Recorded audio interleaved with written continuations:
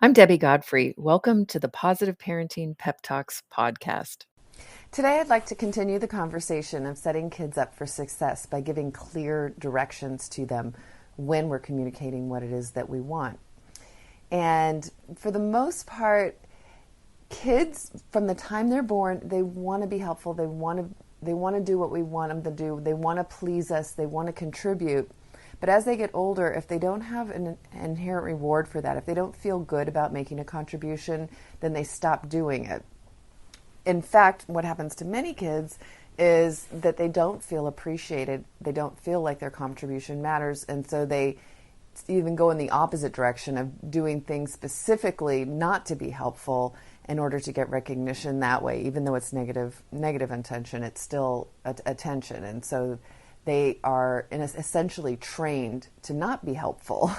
So what we want to do is we want to start from a very young age and clearly and specifically asking them for what we want in a way that they can be successful.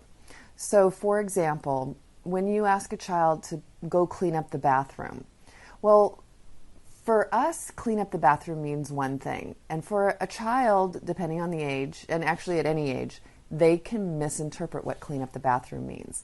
So to them, clean up the bathroom might mean, a swipe with a sponge and picking up the trash, and that's it. And for us, it's obviously something much different. So when you ask a child to do something, you want to ask yourself, do they really, really know what it is I'm asking for? And don't assume that they do. So make sure you take time for a training period. So take the child into the bathroom and say, when I clean up the bathroom, this is what I mean. And you probably want to actually write things down or even have the child write things down, make notes so that they know exactly what's expected. Show them exactly how you wash the sink and how you wipe down the counters and how you do the toilet and how you do the floors.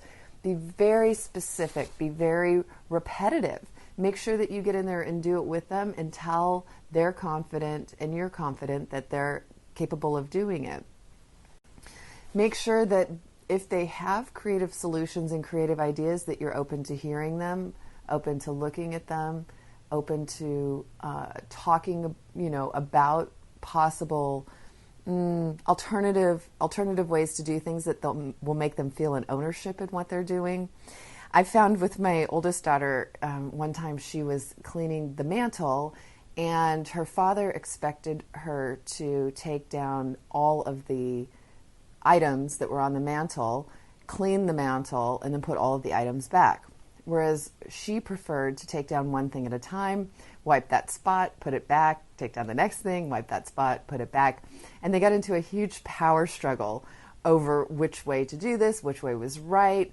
And of course, her dad won in a certain way, in that he wanted it done the way he wanted it done, but she still didn't feel that she was heard, that she had a creative solution. So if your child's offering something creative, but it's still not going to work for you, make sure that you acknowledge that it was a great idea and you appreciate that she came up with the idea, and gently explain why it didn't work. And I suggested that to her dad, and he did, and and it made it feel much better for her.